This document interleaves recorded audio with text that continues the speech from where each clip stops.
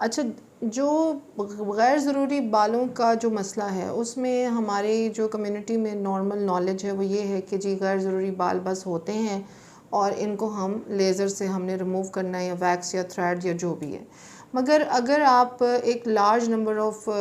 Clients को deal कर रहे होंगे तो आप देखेंगे कि जैसे मैं गायनी में रही हूँ हमेशा से, तो ख़वातीन के जो बालों की थिकनेस है वो बहुत वेरी करती है। कुछ की मर्दों की तरह होती है, बहुत मोटे और बहुत हैवी बाल होते हैं, पूरे पूरे इस एरिया पे आ रहे होते हैं। तो ये जो मामलात हैं ना मोटे बालों के, इसका हल सिर्फ वैक्सिंग या थ्रेडिंग नहीं है। इसके लिए आपको मामले की जड़ तक जाना पड़ेगा कि ये बाय द वे ये बाल इतने ज़्यादा आ क्यों रहे हैं। ज़ाहिर है एक ख़ातून जो हैं उसके जो ख़ातून वाले हार्मोन्स हैं वो उनके अंदर कोई गड़बड़ है, या उनके मर्दाना हार्मोन्स शायद ज़्यादा बढ़ रहे हैं इसलिए दाढ़ीनुमा बाल आ रहे हैं। ये कुछ केसेस की मैं बात कर रही हूँ। फिर कुछ लोगों में बालों के नीचे जो है वो फॉलिकल के अंदर पस पड़ जाती है, इतना मोटा बाल होता है कि वो जब उसे अब वो ट्यूज़र से या वैक्स से निकालते हैं तो वो एक ख़ुसूसी किस्म की लेयर बाल टांगों पे और बॉडी पे छोड़ती है, जिसे हम स्ट्रॉबेरी लेग्स या स्ट्रॉबेरी आर्म्स या स्ट्रॉबेरी स्किन कहते हैं। कि वो बाल तो निकल जाता है लेकिन स्किन इतनी गंदी लग रही होती है जैसे कोई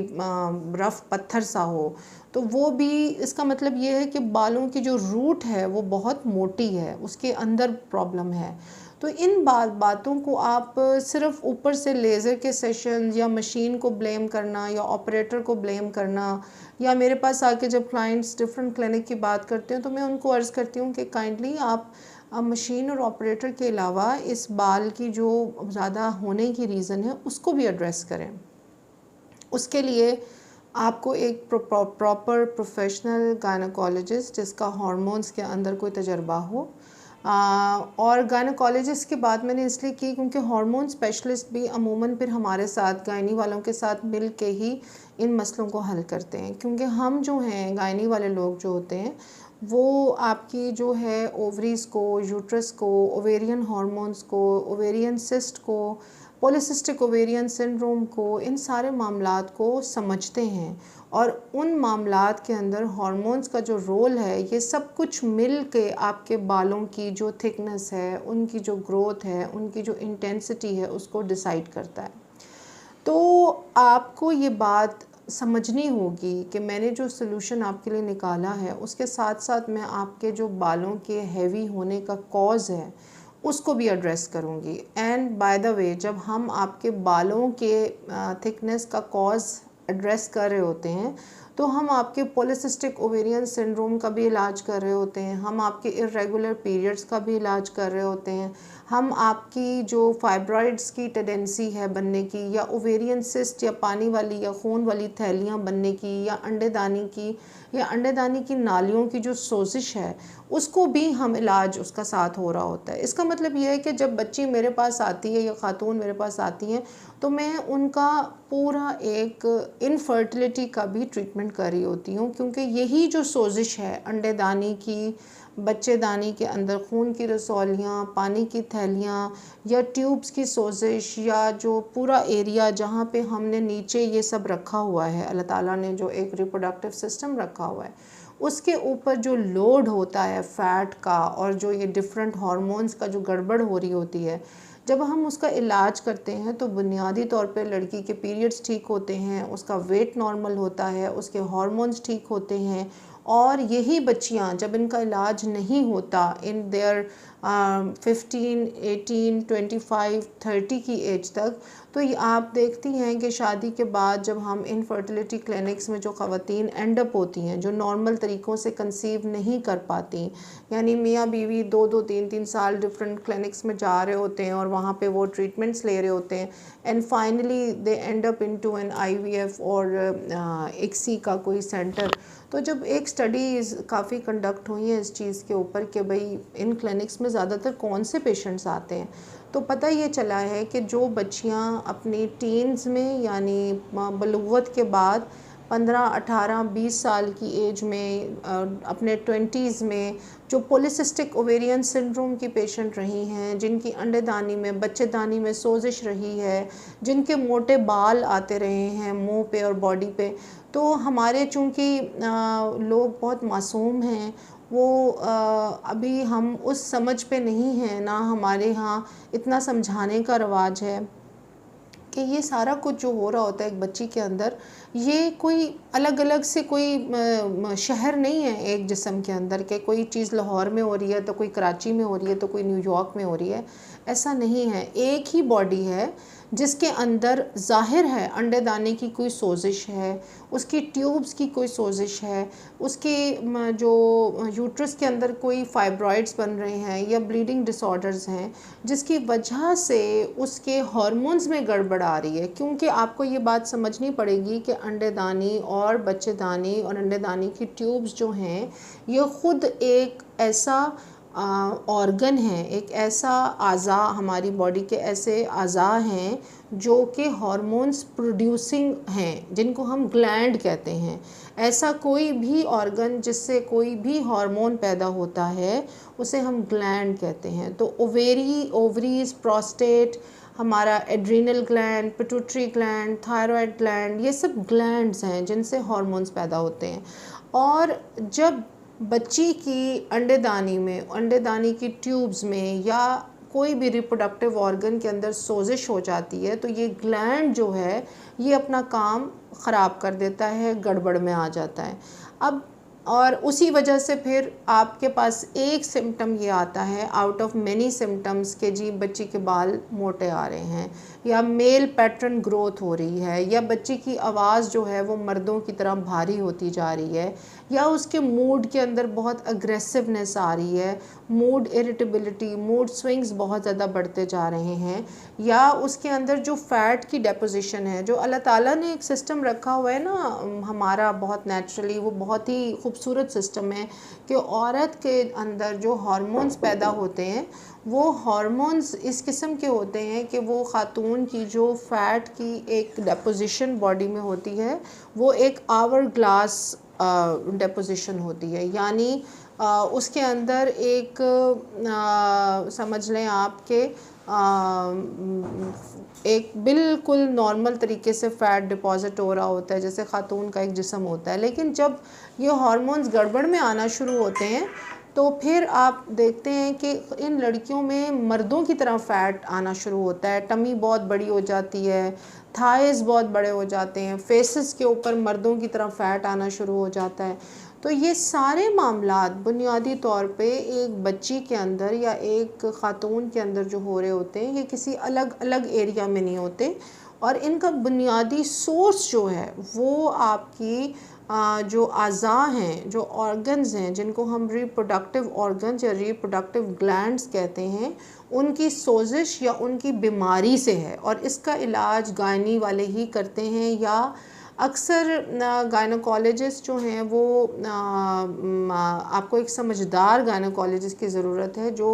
हार्मोन्स की डेप्थ को समझे और इस मामले को की रूह तक पहुँचे कि आखिर ये अंडेदानी की या बच्चेदानी की या अंडेदानी की ट्यूब्स की सोजिश जो है, इन ग्लैंड्स की सोजिश क्यों हो रही है।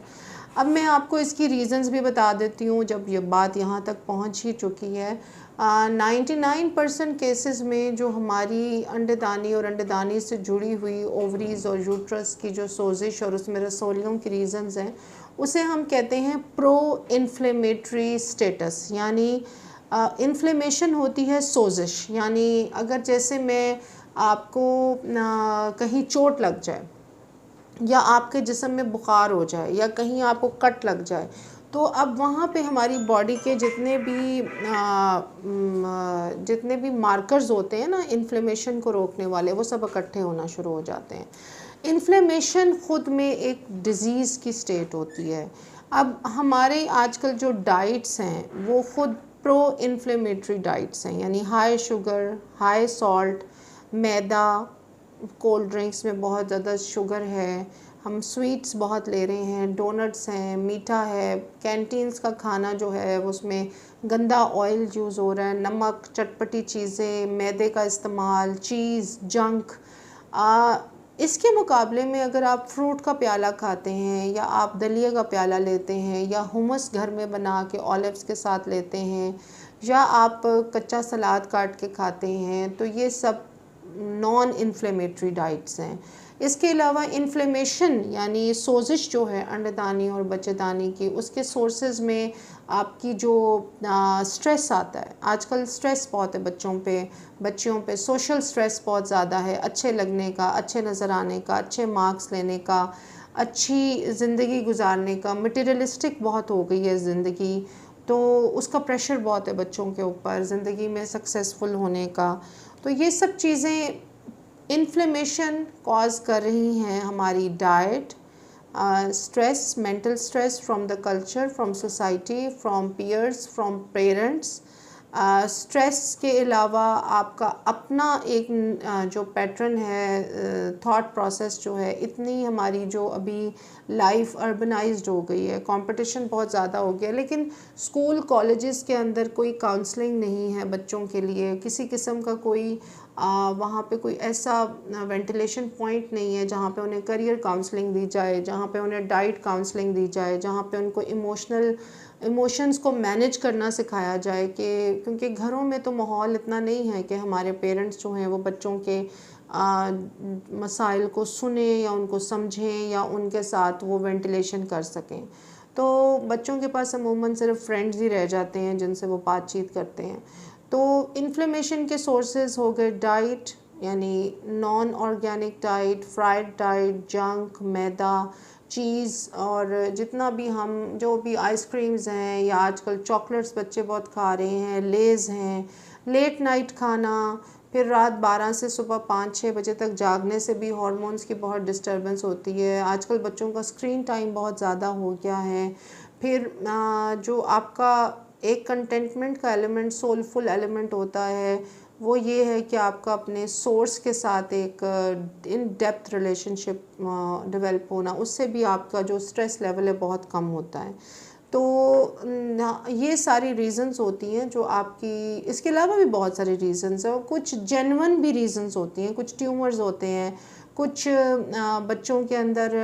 ओवेरियन सिस्ट बनने की टेंडेंसीज़ होती हैं, फाइब्रॉइड जेनेटिकली कुछ बच्चियों को तोहफे में मिले होते हैं, पॉलिसिस्टिक ओवेरियन सिंड्रोम या पानी वाली थैलियाँ कुछ की फुफ्फियों में, खालाओं में जनरेशन बाय जनरेशन चल रहे होते हैं। अब तो जेनेटिकली वेट जो है, ओबेसिटी जो है, वो जीन्स में बहुत ज़्यादा आ रही है। तो हमारे चूँकि बच्चों को स्कूल में 9th और 10th क्लास से ही हम नहीं सिखाते एक्सरसाइज और वेट की मैनेजमेंट और डाइट की बारे में कुछ नहीं सिखाया जाता, तो घरों में भी रोल मॉडलिंग इतनी नहीं है, घरों में भी वही रोटी सालन चावल पक रहा होता है, तो बच्चे जो है वो रोल मॉडलिंग मांगते हैं। अगर आपने अपने बच्चे को सिर्फ तकरीर करनी है और कहना है कि जी आप बस सब्ज़ी खाएं, सलाद खाएं, और आप ख़ुद बिरयानी की प्लेट खा रही हैं या खा रहे हैं, या आपका पैटर्न लाइफ का बिल्कुल उसके ऑपोजिट है जो आप बोल रहे हैं, तो यकीन माने आपके बच्चे आपकी बात कभी नहीं सुनेंगे। आजकल के बच्चे बहुत स्मार्ट हैं, you have to role model. आप उनके साथ बात कम करें, लेक्चर कम दें, but you have to role model. अगर आप अपने बच्चे को चाहते हैं कि वो प्रो इन्फ्लेमेटरी या इन्फ्लेमेशन से दूर रहें, तो आप उनको स्ट्रेस मैनेजमेंट करके दिखाएं। आप उनसे स्ट्रेस पे बात करें, आप उनसे उनके रिलेशनशिप्स पे बात करें, उनके कॉलेज के, स्कूल के, और जजमेंट ना पास करें। उनकी बातों को आप कोशिश करें कि खामोशी से सुनें और ट्राई टू इनगल्फ, ताकि वो एज अ फ्रेंड आपसे बात कर सकें। अगर आप चाहते हैं कि वो वॉक और एक्सरसाइज करें, तो आपको सुबह ख़ुद वॉक पे जाना होगा। अगर आप चाहती हैं कि आपकी बेटी कभी भी पॉलिसिस्टिक ओवेरियन सिंड्रोम से या इस तरह के इनफर्टिलिटी, सब फर्टिलिटी और फिर बहुत सारे मसाइल से बचे, तो आपको ख़ुद घर में कमरा बंद करके उसको साथ लेके डेली एक एरोबिक 1 घंटे का सेशन टीवी पे लगा के डांस करना होगा टाइट्स पहन के। दिस इज़ नॉट पॉसिबल कि आप सोफ़े पे बैठ के ख़ुद में और आप सैंडविचेस खा रहे हैं और बर्गर्स और पिज़्ज़े खा रहे हैं या कढ़ाइयाँ खा रहे हैं, और हम 1-2 घंटे का लेक्चर बच्चे को ज़बरदस्ती सुना के हम कहें हमने अपनी ड्यूटी पूरी कर ली। ऐसे नहीं हो सकता। तो जो आपने बच्चे को डाइट बता रही हैं, आपकी डाइट में इन्फ्लेमेशन है, सब्ज़ी खानी है, भाजी खानी है, सैलड खाना है, फ्रूट सैलड खाना है, पपीता खाना है, ग्रेप फ्रूट, जौ का दलिया, ये सब आपको उसको बना के भी देना होगा, उसके सामने बैठ के खाना भी होगा। तो बच्चा खुद ही आहिस्ता आहिस्ता फिर जब अपने हॉस्टल में जाएगा, अपनी लाइफ में जाएगी वो या जाएगा, तो वो खुद ब खुद वो चीज़ें एब्जॉर्ब कर लेगा। तो ये कुछ ऐसे मामलात हैं बालों के साथ जुड़े हुए, जो गैर ज़रूरी बाल बॉडी पे आते हैं, जो बच्चियों के फिर इर्रेगुलर पीरियड्स और ओवेरियन सिस्ट और सब फर्टिलिटी, इनफर्टिलिटी और एंडोक्राइन डिसऑर्डर्स और सब जो एक लंबी लिस्ट ऑफ प्रॉब्लम्स है गायनी की, उनका बुनियादी सोर्स जो है वो बुनियादी तौर पे मैंने आपको एक्सप्लेन कर दिया है। और ये सब कुछ एक बच्ची के जिस्म के अंदर ही हो रहा होता है। ये नहीं हो रहा होता कि मोटे बाल किसी और जगह की बीमारी से बाहर निकल रहे होते हैं और ओवेरियन सिस्ट किसी और जगह की बीमारी से बाहर आ रही होती है। सब कुछ इकट्ठा पड़ा है। और अगर मैं आपके मोटे बालों की रीज़न्स को एक्सप्लोर करती हूँ आपके साथ, उसके हार्मोन्स के टेस्ट कराती हूँ, तो मुझे सारा ही इलाज करना पड़ेगा। ऐसा नहीं होगा कि मैं सिर्फ बालों का इलाज कर रही होंगी, उसमें आपकी बच्ची के, और आप अगर खुद बड़ी हैं तो तब आपका भी पूरा इलाज होगा, हर चीज़ इसमें अंडर कंसिडरेशन आएगी। तो आई होप मैंने ज़रूरत से ज़्यादा ही रोशनी डाली है इस बात पे कि इन्फ्लेमेशन क्या होती है रिप्रोडक्टिव ऑर्गन्स की, और गायनी का, एंडोक्रिनोलॉजी का, हार्मोन्स का, मोटे बालों का, इनफर्टिलिटी का, और लड़कियों के साइकिल्स, पीरियड्स, और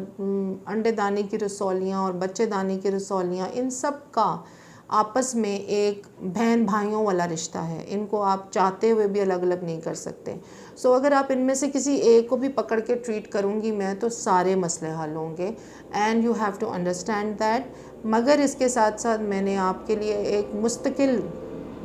हल ढूंढा है अब, परमानेंटली फुल बॉडी जो आपके अनवांटेड बाल हैं, फुल बॉडी आपकी जो रिक्वायरमेंट है बालों को रिमूव करने की, उसका हमने तोड़ निकाला है। आप मुझसे रब्ता करें, मिलें, and then we will talk about it in detail. Although मैंने हर चीज़ कोशिश की है कि वीडियो में एक्सप्लेन की जाए।